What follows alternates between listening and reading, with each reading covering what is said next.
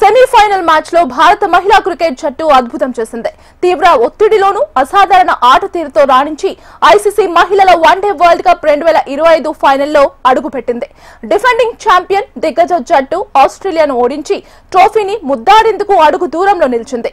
Jemimah అజేయ శతకం, Harman అదరహో Aussies విధించిన 339 పరుగుల భారీ లక్ష్య ఛేదనలో భారత one down batter Jemimah Rodrigues 127 బంతుల్లో 134 పరుగులతో అజేయ సెంచరీతో విజయంలో కీలక పాత్ర పోషించింది. హర్మన్ ప్రీత్ కౌర్ కెప్టెన్ ఇన్నింగ్స్ 88 బంతుల్లో 89 పరుగులతో మెరిసింది. ఆసీస్ పై గెలుపుతో ఫైనల్ బెర్త్ ను ఖరారు చేసుకోవడంతో పాటు భారత జట్టు పలు ప్రపంచ రికార్డులను బద్దలు కొట్టింది. మహిళల వన్డే క్రికెట్ చరిత్రలో ఏ జట్టుకైనా ఇదే అత్యధిక లక్ష్య ఛేదన. ఈ రికార్డు ఆస్ట్రేలియా పేరిట ఉండేది. వన్డే వరల్డ్ కప్ 2025 లీగ్ దశలో భాగంగా ఆస్ట్రేలియా భారత్ విధించిన 331 పరుగుల లక్ష్యాన్ని ఛేదించగా ఇప్పుడు అదే జట్టుపై టీమిండియా 339 పరుగుల టార్గెట్ పూర్తి చేసి ప్రతీకారం తీర్చుకుంది. వన్డే వరల్డ్ కప్ నాకౌట్ మ్యాచ్లలో పురుషులు, మహిళల క్రికెట్లలో 300కు పైగా స్కోరును ఛేదించడం ఇదే తొలిసారి.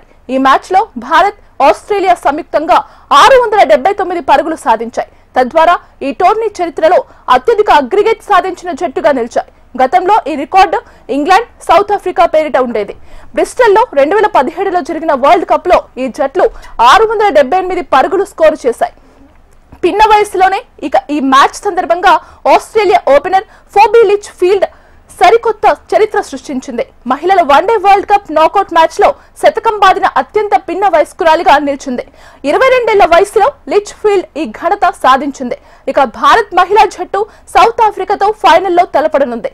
ఈ మ్యాచ్ లో సౌత్ ఆఫ్రికాతో గతానుభవాల దృష్ట్యా భారత్ కు విజయం అంత సులభమేమీ కాదు. అయితే ప్రస్తుత భారత మహిళా జట్టు ఫామ్ ను చూస్తే అదేమీ అసాధ్యం కాదనిపిస్తోంది. ఆస్ట్రేలియా టీంతో పోల్చితే సౌత్ ఆఫ్రికా టీం అంత కష్టమేమీ కాదంటున్నారు క్రికెట్ విశ్లేషకులు. చూడాలి మరి సండే సూపర్ సండే కానుందా, వరల్డ్ కప్ ను మన జట్టు ముద్దాడనుందా అని. ఇక ఇదే అంశానికి సంబంధించి మరింత సమాచారం అందించడానికి జూమ్ లో సిద్ధంగా ఉన్నారు sports analyst Sudheer Mahavari. Good evening sir. Good evening Geethika, చెప్పండి ఎలా ఉన్నారు? I'm good sir, how are you? Doing good, fantastic. Yeah చెప్పండి సార్. చెప్పండి, భారత మహిళా జట్టు సెమీస్ లో సాధించిన విజయం చూస్తే మీకేమనిపిస్తుందండి?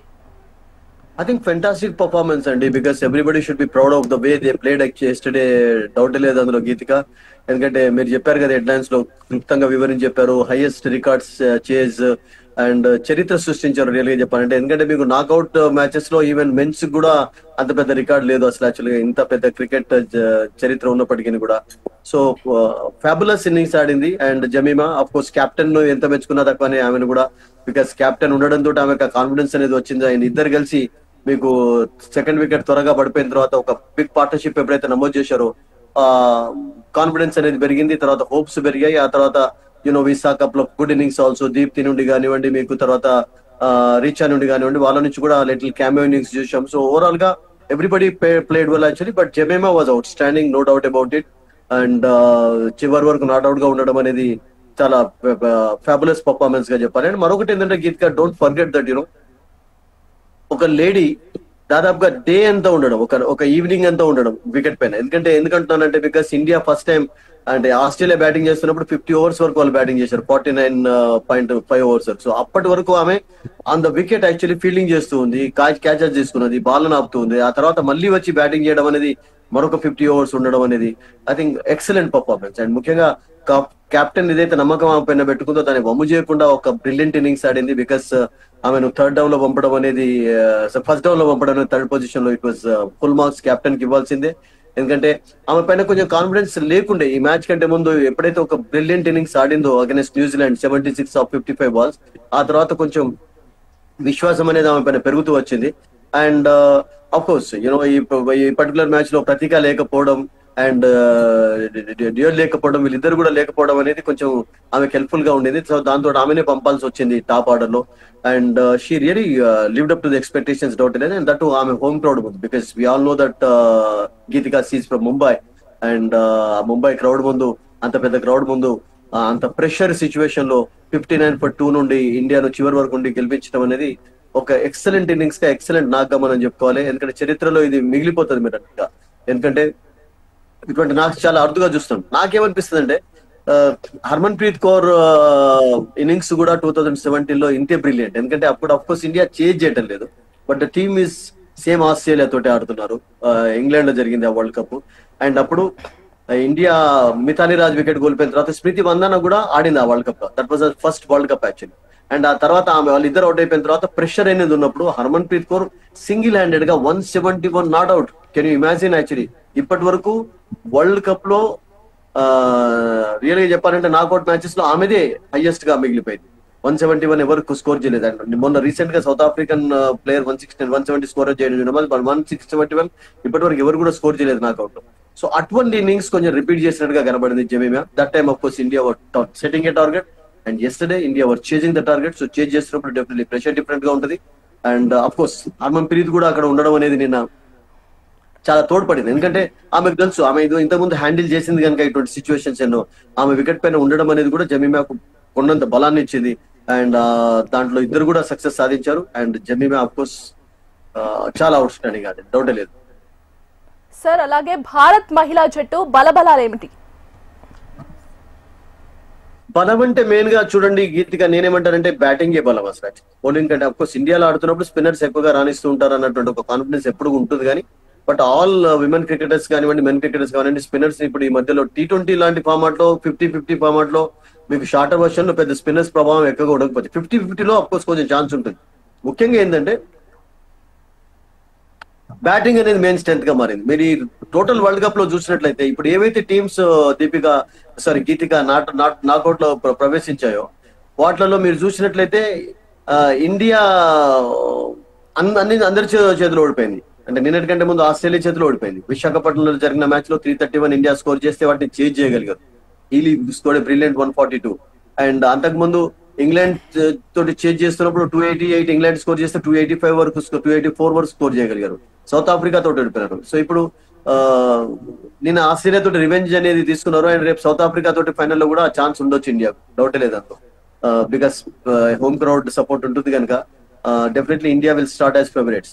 సో ఈ ఓవరాల్ టోర్నమెంట్ లో చూసినట్లయితే బ్యాటింగ్ మీకు అద్భుతంగా రాణించారు, బౌలర్స్ కూడా అంతే చక్కగా రాణించారు. బట్ మీకు స్మృతి మందన కానివ్వండి, ప్రతీక ఆడుతున్నప్పుడు ప్రతీక ఒక సెంచరీ సాధించడం, మీకు హర్మన్ ప్రీత్ కౌర్ పైన చాలా విమర్శలు కూడా చూసాం. ఈ టోర్నమెంట్ స్టార్ట్ కాకముందు ఆమెకు అయిపోయింది, ఆమెది అంతా ఏజింగ్ యాక్చువల్లీ ఎలా పర్ఫామ్ చేస్తుంది అన్నటువంటి సందర్భాల్లో ఆమె అద్భుతంగా రాణిస్తుంది. కప్ లో 50s ఉన్నాయి ఆమెకు. నిన్న 50 అయితే చాలా మామూలు 50 కాదు, 89 in 78 balls యాక్చువల్లీ. సడన్ గా ఆమె యాక్సలరేట్ చేసి మ్యాచ్ యొక్క రూపాన్ని కూడా మార్చేయగలిగింది. అంటే ఆ కాన్ఫిడెన్స్ నిజంగా మీకు జమీమాకు వచ్చిందంటే definitely captain's role was there actually. దాన్ని మనం కాదనలేము, ఎందుకంటే ఆమె ఉండడంతో ఆ కాన్ఫిడెన్స్ వచ్చింది. సో ఓవరాల్ గా దీప్తి కానివ్వండి, మీకు శ్రీ కానివ్వండి, లేకుంటే మిగతా వాళ్ళందరూ కూడా బౌలర్స్ కూడా చాలా చక్కటి బౌలింగ్ కనబరుస్తున్నారండి. అండ్ ఐ థింక్ మీకు క్రాంతి గౌడ్ కానివ్వండి, నిన్న స్టార్టింగ్ లో హీలీని అవుట్ చేయడం అనేది ఒక మంచి బాల్ తోటి బౌల్ చేయడం. So everybody is contributing. Pratika ఆడినప్పుడు ప్రతిక ఇంజరీ కారణంగానే దూరం అయిపోయింది, లేకుంటే ఆమె ఆడుండేది. నిన్న షఫాలీని తీసుకున్నారు. షఫాలీ అఫ్ కోర్స్ ఒక కప్ లో గుడ్ బౌండరీ సాధించిన తర్వాత త్వరగా అవుట్ కావచ్చు. బట్ నేనేమనుకుంటానంటే everybody has chipped in actually. And ప్రతి వాళ్ళ పర్ఫార్మెన్స్ కూడా అద్భుతంగా ఉండడం. Because cricket don't forget Geethika, it's a team game overall గా. ఇప్పుడు మీరు అన్నట్లు ఈ వీళ్ళకి బ్యాటింగ్ అండ్ బౌలింగ్ ఆర్డర్ అనేది హెల్ప్ చేసిందంటారా? నో డౌట్ అండి, బ్యాటింగ్ లో చాలా స్ట్రెంత్ ఉన్నటువంటి బ్యాటింగ్. ఎందుకంటే 340 చేంజ్ చేయడం, 339 చేంజ్ చేయడం మామూలు విషయం కాదు అసలు యాక్చువల్ గా. అండ్ దట్టు హ్యూమిడిటీ ఎంత ఉండే నిన్న గీతిక, 75% హ్యూమిడిటీలో అసలు యాక్చువల్ గా చెమటలు గారుతున్నప్పుడు అలసిపోతుంటారు ఎవరైనా కానీ. ఎంత పెద్ద స్టెమినా ఉన్న వాళ్ళు కానివ్వండి అలసిపోతుంటారు, డిహైడ్రేషన్ అవుతూ ఉంటుంది. బట్ అయినా కానీ అటువంటి సిచ్యువేషన్ లో తట్టుకొని అసలు యాక్చువల్ గా నిన్న ఆడారంటే ఫుల్ మార్క్స్ ఇవ్వాల్సిందే. అండ్ దట్టు కోచింగ్ విభాగం కూడా అలాగే. మీకు అమూల్ మజుందార్ లాంటి ఒక అద్భుతమైనటువంటి క్రికెటర్ కోచ్ గా ఉండడం, అతని విషయం చెప్పాలంటే మనకు ఒక షో మొత్తం కావాలి గీతిక. ఎందుకంటే అతను ఇండియాకి ఎప్పుడు ఆడకపోవచ్చు కానీ అతని పైన చాలా నేషనల్ రికార్డ్స్ ఉన్నాయి, డొమెస్టిక్ రికార్డ్స్ అన్ని చాలా ఉన్నాయి అతని పైన. ఫస్ట్ మ్యాచ్ లోనే డబుల్ సెంచరీ కొట్టాడు. అండ్ అతన్ని కపుల్ ఆఫ్ ఇయర్స్ నుంచి ఇప్పుడు కోచ్ గా ఉంచుతున్నారు. And is delivering the goods as a coach. అతని కోచింగ్ లో కూడా నేను అనుకుంటాను, ఎందుకంటే ఒక క్వాలిటీ ప్లేయర్ కనుక. మీరు చూసినట్టయితే జమీమా బ్యాటింగ్ లో కానివ్వండి, స్మితి బ్యాటింగ్ లో కానివ్వండి, హర్మన్ప్రీత్ కౌర్ అంటే నేచురల్ క్రికెటర్, వీళ్ళందరిలో కూడా చాలా చాలా చేంజెస్ వచ్చాయి. అంటే జస్ట్ రఫ్ స్ట్రోక్స్ అవుట్ కాకుండా వాళ్ళు T20 లాంటి ఫార్మాట్ లో కూడా క్లాస్ బ్యాటింగ్ చేస్తున్నారు, క్లాస్ బ్యాటింగ్ తోటే అలరిస్తున్నారు, రన్స్ స్కోర్ చేస్తున్నారు. సో కోచింగ్ విభాగం కూడా, స్టాఫ్ కూడా అంతే స్ట్రాంగ్ గా ఉంది. ఎంత స్ట్రాంగ్ ఇండియన్ టీం ఉందో అంతే స్ట్రాంగ్ గా ఉంది. అండ్ బీసీసీ ఎంకరేజ్మెంట్ మామూలుగా ఉందా గీతిక, మీరు చెప్పండి. విమెన్స్ క్రికెటర్స్ ను చాలా ఎంకరేజ్ చేస్తున్నారు. సో అందుకని ఇటువంటి పర్ఫార్మెన్స్ చూస్తున్నాం. నేనేమనుకుంటానంటే ఈ పర్టికులర్ మ్యాచ్ లో నిన్న గెలవడానికి ఆస్ట్రేలియా అగైనెస్ట్ ఆడినటువంటి సిరీస్ కూడా కొంచెం హెల్ప్ఫుల్ గా ఉంది. ఇప్పుడు ఢిల్లీలో జరిగినటువంటి మ్యాచ్ మీరు ఇంతకుముందు రికార్డ్స్ చాలా చెప్పారు కదా, 661, 679 హైయెస్ట్ స్కోర్స్ అని చెప్పి. బట్ ఆ పర్టికులర్ మ్యాచ్ లో 700 రన్స్ ప్లస్ రన్స్ కూడా స్కోర్ చేయబడ్డాయి గీతిక, హైయెస్ట్ రియల్ గా చెప్పాలంటే. And that India came very close, 369 వరకు కూడా స్కోర్ చేయగలిగారు. అప్పుడు మందాన బ్రిలియంట్ గా ఆడింది, మిగతా వాళ్ళందరూ కూడా బ్రిలియంట్ గా ఆడారు. సో నేనేమంటానంటే అంతకు ముందు జరిగినటువంటి సిరీస్ కూడా చాలా చాలా హెల్ప్ గా ఉండేది. అండ్ ప్రతి రెగ్యులర్ గా సిరీస్ ఆడుతున్నారండి. T20 వరల్డ్ కప్ తర్వాత T20 సిరీస్ ఆడుతున్నారు, 50-50 మ్యాచెస్ ఆడుతున్నారు. టెస్ట్ మ్యాచెస్ కూడా మెల్లమెల్లగా ఇంప్రూవ్ అవుతుంది సంఖ్య. యాక్చువల్ గా 2005 టెస్ట్ మ్యాచ్ తర్వాత Mithali rose double century score చేసిన తర్వాత అయితే 10-15 ఇయర్స్ వరకు మన టెస్ట్ మ్యాచెస్ చూడలేదు. సో అలా పూర్తిగా మరుగున పడ్డాయి టెస్ట్ మ్యాచెస్ అనేవి, ఎందుకంటే T20 one day cricket popular అయిపోయిన తర్వాత. అండ్ దానికి ఇంకొకటి ఏంటంటే మెన్ క్రికెటర్స్ లాగా కాకుండా women cricketers are allowed to play in other leagues also. Geetika, don't forget that. ఇప్పుడు BBL లో ఆడుతుంది, చాలా టీమ్స్ ఆడుతూ ఉంటుంది.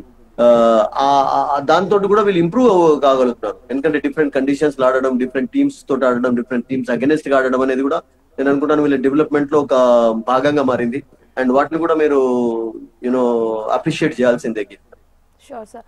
సార్, ముఖ్యంగా జమీమా పోరాట స్ఫూర్తిని మీరు క్రికెటర్స్ లో ఎవరితో పోల్చుతారు? వాళ్ళ ఇప్పుడున్నటువంటి క్రికెటర్స్ లో మనం పోర్చాలి అంటే నేను అనుకుంటాను, కంపేర్ చేయాలంటే ఐ థింక్ అంటే in terms of fighting spirit లో మీరు కంపేర్ చేయాలంటే విరాట్ కోహ్లీలో మీకు ఎక్కువగా కనబడుతుంటాయి. విరాట్ కోహ్లీ చేజింగ్ కింగ్ గా అతనికి పేరు ఉంది, మన అందరికీ తెలుసు గీతిక. బికాస్ చేజ్ చేసేటప్పుడు విరాట్ కోహ్లీకి ఉన్నటువంటి రికార్డ్స్ ఏ క్రికెటర్ కూడా లేవు అసలు. సో ఎందుకంటే చేజ్ చేస్తున్నప్పుడు మీ పైన ప్రెషర్ అనేది ఉంటుంది. చేజ్ చేస్తున్నప్పుడు ఒక డిఫరెంట్ క్యాలిక్యులేషన్, అఫ్ కోర్స్ మీ ముందు టోటల్ ఉంటుంది కావచ్చు. మీరు 140 చేంజ్ చేస్తున్నప్పుడు వేరే రకంగా ఉంటుంది, 200 చేంజ్ చేస్తున్నప్పుడు వేరే రకంగా ఉంటుంది, 250, 300, 350 అరౌండ్ చేంజ్ చేస్తున్నప్పుడు డిఫరెంట్ సిచ్యువేషన్స్ మీకు ఎదురవుతాయి గీతిక. సో నిన్న 340 అరౌండ్ స్కోర్ ను చేంజ్ చేయడంలో మీకు డెఫినెట్లీ ఒక ఇద్దరి పాత్ర కంపల్సరీ అవసరం ఉండింది, ముఖ్యంగా బిగ్ ఇన్నింగ్స్ ఆడడానికి. దాంట్లో అఫ్ కోర్స్ మనం ఇంతకుముందు చెప్పినట్టుగా Harman Preet was excellent actually. Innings pay చేయడం కానివ్వండి. వారి కెప్టెన్సీ గురించి మీరు ఏం చెప్తారండి? హర్మన్ ప్రీత్ సింగ్ కెప్టెన్సీ గురించి మీరు ఏం చెప్తారు?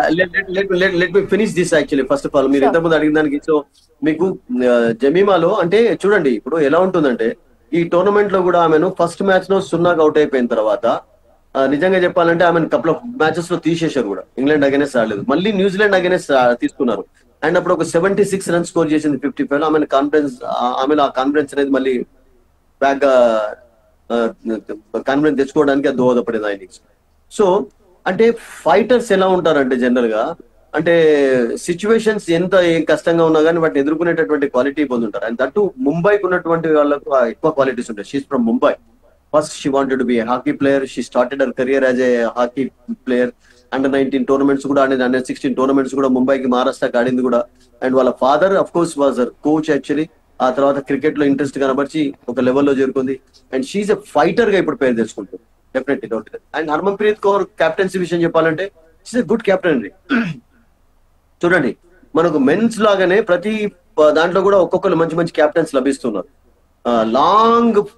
లాంజివిటీ ఉండేందుకు ఆడేటటువంటి ప్లేయర్స్ లభిస్తున్నారు. ఒక కెప్టెన్ గా ఉన్నప్పుడు కెప్టెన్ ఎవరిని తీసుకుంటారు అంటే ఆల్ క్వాలిటీస్ ఉండి ఎక్కువగా లాంగ్ కెరియర్ ఉండే వాళ్ళని తీసుకుంటారు. ఇప్పుడు ఫర్ ఎగ్జాంపుల్ మీకు హర్మన్ ప్రీత్ లేనప్పుడు మీకు స్మృతి మందన ఒక ఫార్మాట్ ఎందుకు కెప్టెన్ గా ఉంచుతున్నారంటే because she's going to be the future Indian captain in all formats. Test matches అనే వన్ డే మ్యాచెస్ లో కూడా హర్మన్ ప్రీత్ తర్వాత definitely Smriti will take and T20 లో ఆమె ఆల్రెడీ యాడ్ చేస్తున్నారు. ఇప్పుడు మెన్స్ క్రికెట్ లో కూడా అట్లాగే చూడటం లేదా, టెస్ట్ లో వేరే రకంగా వన్ డే టెస్ట్ కుక్కర్లు, తర్వాత T20 కుక్కర్లు. సో అట్లా ఇండియన్ విమెన్స్ క్రికెట్ లో కూడా ఒక జనరేషన్ తర్వాత ఒక జనరేషన్ లో క్రికెటర్స్ లభిస్తూ ఉన్నారు అసలు. So that actually has to be. దానికి కారణం ఏంటంటే BCCI ఎంకరేజ్మెంట్ అంటారా, లేకుంటే ప్లేయర్స్ లో పట్టుదల పెరుగుతుందా, ఇవన్నీ కూడా కారణం అవుతున్నాయి. So Harmanpreet is a good captain అండి, no doubt. She has set an example for the younger generations. And ముఖ్యంగా ఏంటంటే ఒక కెప్టెన్ కు ఆ స్పిరిట్ అనేది ఉండాలి, ఆ ఫైటింగ్ స్పిరిట్ అనేది ఉండాలి. మీరు చూడండి హర్మన్ ప్రీత్ మీకు బ్యాటింగ్ చేస్తున్నప్పుడు, టార్గెట్ సెట్ చేస్తున్నప్పుడు కానివ్వండి, చేజ్ చేస్తున్నప్పుడు కానివ్వండి, ఎటువంటి టోటల్ ఇప్పుడు ఫర్ ఎగ్జాంపుల్ ఇండియా 70 for 3-4 అప్పుడు కూడా ఆమె నిలబడి వికెట్ పైన రన్స్ స్కోర్ చదువుతాం. మనం ఇంతకుముందు ఒక ఎగ్జాంపుల్ ఇచ్చినట్టుగా అగైన్స్ ఆస్ట్రేలియా ఎవరు మర్చిపోతారు 171 నాట్ అవుట్ యాక్చువల్లీ చెప్పండి 20 boundaries and 7 sixes. Brilliant innings ఆడింది దట్టు అగైన్స్ ఆస్ట్రేలియా బౌలర్స్ కు రియల్ గా చెప్పాలంటే చుక్కలు చూపించింది ఆ రోజు ఇంగ్లాండ్. సో ఒక కెప్టెన్ గా అలా ఆడుతుంది అంటే ఆమెలో స్పెషల్ క్వాలిటీ ఉన్నట్టే. అంటే ప్రెషర్ ఫీల్ కాకుండా ఉండడం అనేది కెప్టెన్ ఒక గొప్ప లక్షణం ఉంటది. అండ్ ఆ క్వాలిటీస్ అన్ని ఆమెలో ఉన్నాయి.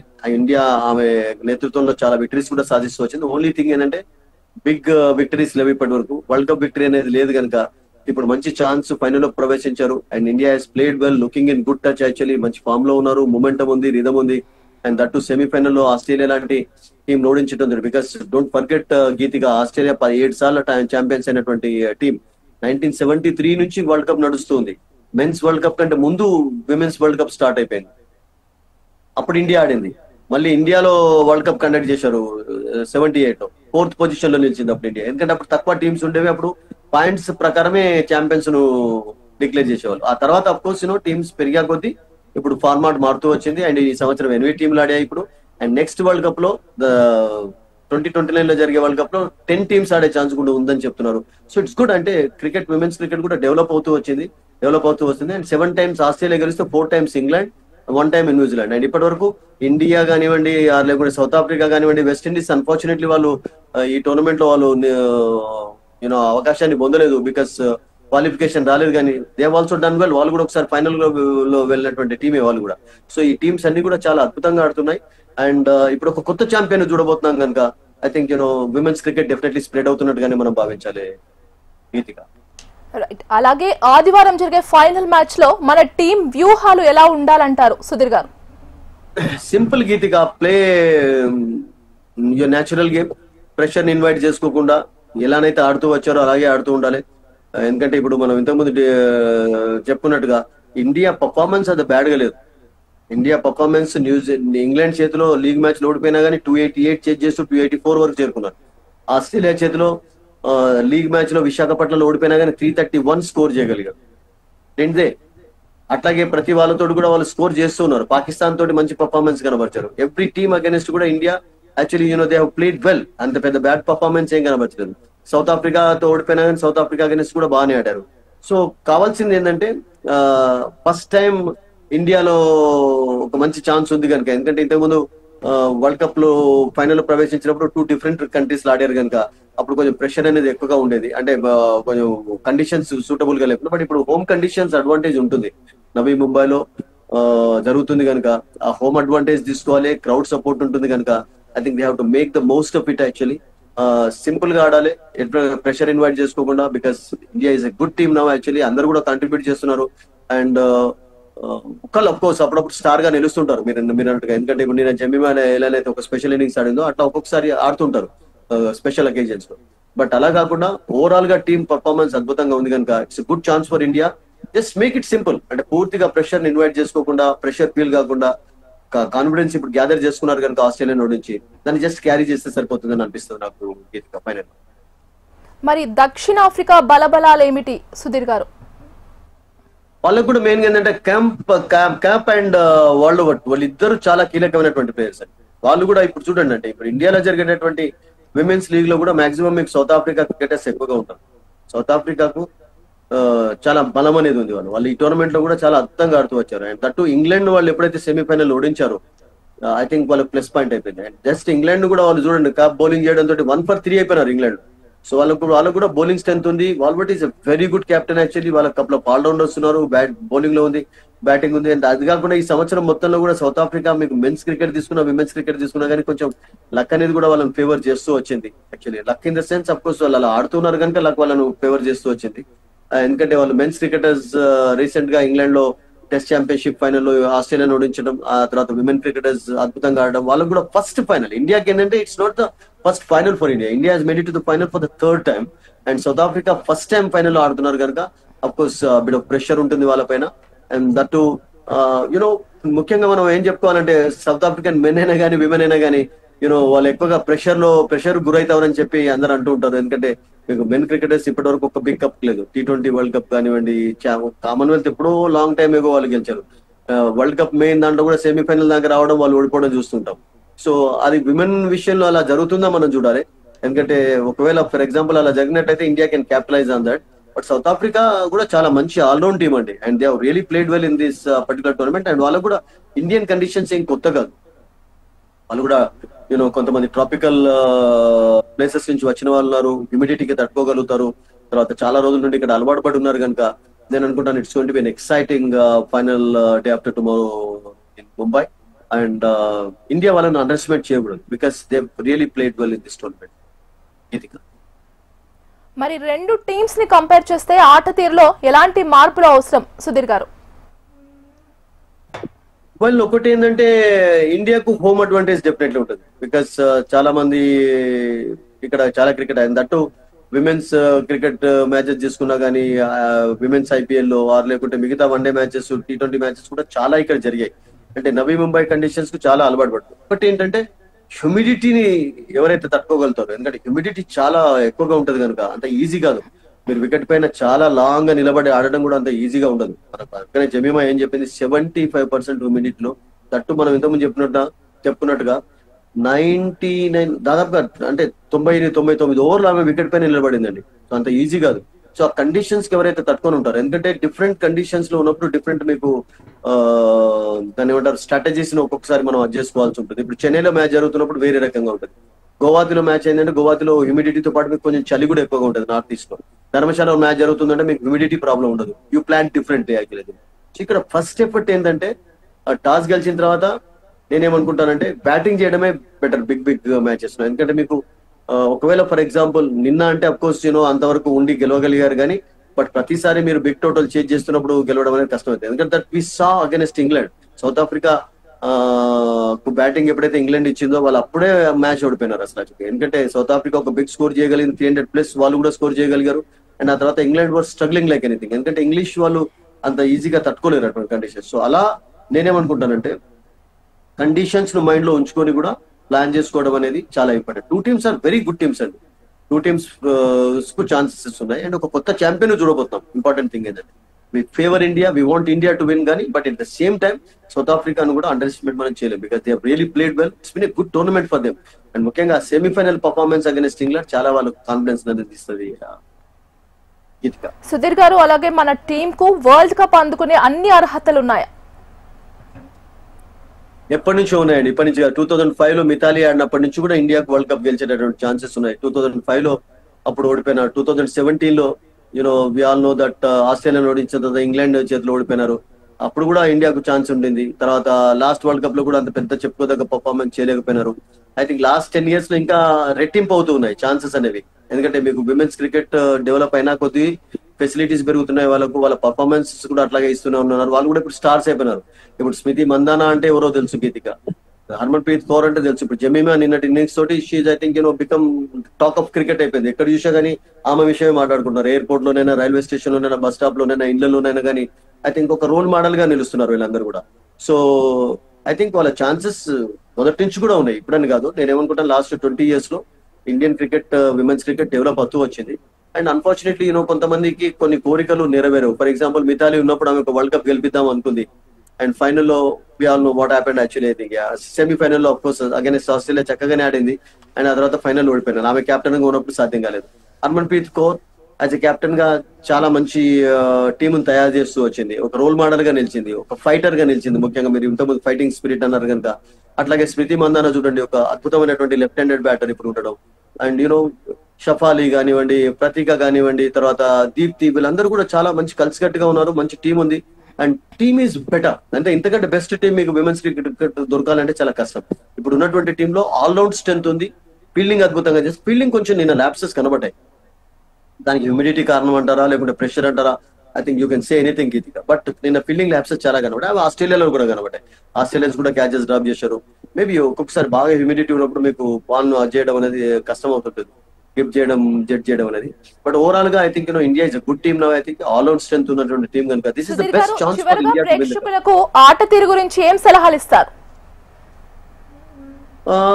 వెల్ నథింగ్ అండి. నేను కూడా ఒకప్పుడు కొంచెం మేమందరం కూడా స్పోర్ట్స్ పర్సన్స్ గా ఉన్న తర్వాతనే జర్నలిస్ట్ లో ఇప్పుడు కమెంటేటర్స్ అయినా కనుక ఐ థింక్ ఎప్పుడు కూడా ప్రెషర్ ను ఇన్వైట్ చేసుకోకుండా మన న్యాచురల్ గేమ్ ఆడడం అనేది చాలా ఇంపార్టెంట్. ఇప్పుడు ఫర్ ఎగ్జాంపుల్ హర్మన్ ప్రీత్ వచ్చింది, ఆమె చూడండి, ఆమె నిన్న మొదటి నుంచి కూడా ఆమె స్టైల్లోనే ఆడుతూ వచ్చింది. And Jemimah of course she took 11 balls. ఆ తర్వాత మళ్ళీ ఆమె నేచురల్ స్టైల్లోనే ఆడడం చూసాం. సో అలా జస్ట్ త్వరగా వికెట్లు పోలేప్పుడు కొంచెం డిఫరెంట్ స్ట్రాటజీ మారుస్తూ ఆడడం అనేది కూడా చాలా ఇంపార్టెంట్ అవుతుంది. బట్ న్యాచురల్ గేమ్ అనేది చాలా హెల్ప్ఫుల్ గా ఉంటుంది. అనవసరంగా మనం ప్రాబ్లమ్స్ ఇన్వైట్ చేసుకొని ఇఫ్ ఈ command pressure actually then what happens actually అప్పుడు డబుల్ అవుతుంది ప్రెషర్. సో అట్లా కాకుండా make it simple always actually, ఏది కూడా మైండ్ లో పెట్టుకోకుండా ఎవ్రీ గేమ్ అనేది న్యూ గేమ్ అనేది, ఏదైనా కానీ న్యూ డేనే. ఇప్పుడు వరల్డ్ కప్ ఫైనల్ అనేది ఇండియాకి ఏం కొత్త కాదు. 17 లో ఎంటర్ అయినారు, 12 లో ఎంటర్ అయినారు. So this is third time enter అవుతున్నారు కనుక నేను కూడా నా ఫైనల్ ప్రెషర్ లేదు కానీ, బట్ ఆ ఫైనల్లో గెలవడం అనేది ఒకటి ఇంతకుముందు కలగలేదు. అండ్ ఇప్పుడు ఒక గొప్ప ఛాన్స్ ఉంది, దాన్ని ఉపయోగించుకోవాలని చెప్పి మనకు. Right, thank you so much sir, thank you for the information.